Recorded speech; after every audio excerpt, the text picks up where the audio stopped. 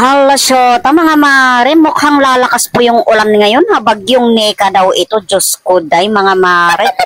So tignan natin kung lalakas pa ba ang ulan para lalakad tayo o hindi na. Ayan, so nabuboring na yung ating mga kasama dito, oy, oh.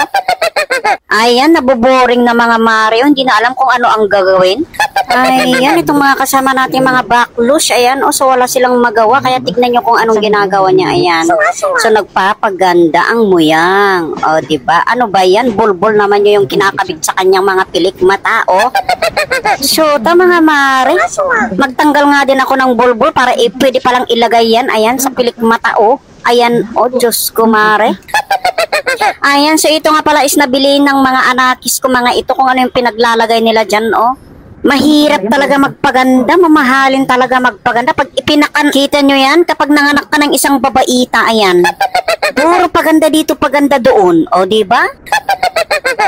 Alam nyo mga mare, naisip ko tuloy, parang kinulang ako sa araw para ipanganak yan. Kasi ba naman, kinulang sa pilik mata yung haba. Kaya ayan, oh. Kailangan pang iparitoke yung pilik mata para humaba yung pilik mata na yan, oh. Kung ano ang pinaggagawa sa mukha, ha?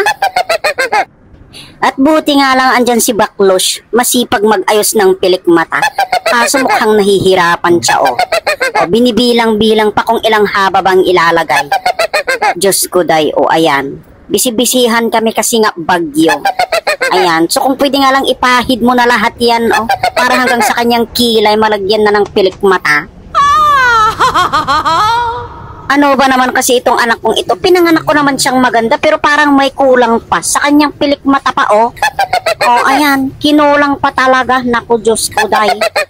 Ayan, so isang oras lang, isang tulog lang yang tanggal na naman yan. Oh.